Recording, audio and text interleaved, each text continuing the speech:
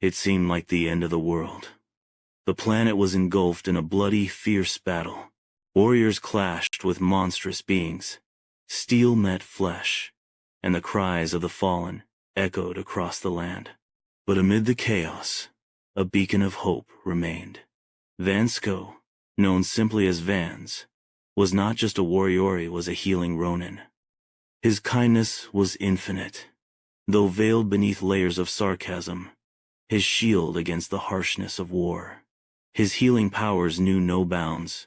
If a warrior was on the brink of execution, he would appear in the blink of an eye, his presence alone enough to block the fatal blow, defying death itself.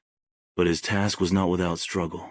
The greatest challenge he faced was not just healing the wounded, but convincing one warrior in particular, a warrior who was more than a friend, more than a brother, Ursus 47 Ronin.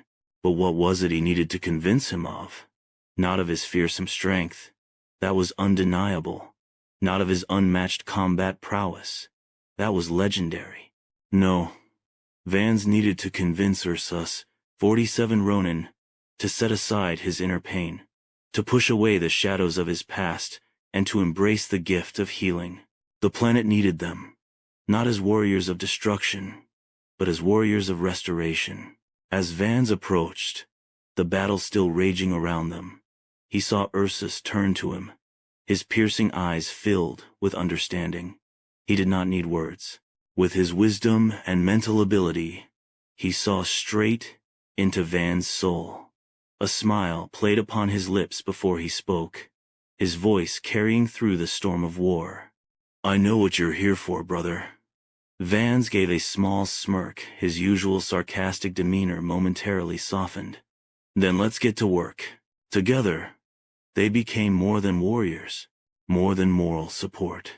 They became a force of healing unlike any had ever seen. With every fallen soldier they touched, wounds closed, breath returned, strength surged anew. Van's voice, ever the narrator of fate, echoed across the battlefield whenever a warrior complained, offering quips as sharp as his mind. And then there was Ursus 47 Ronin.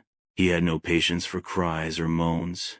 His seductive, gallant, eccentric, and utterly barmy voice, resounding again and again and again and again, let's say, all the time.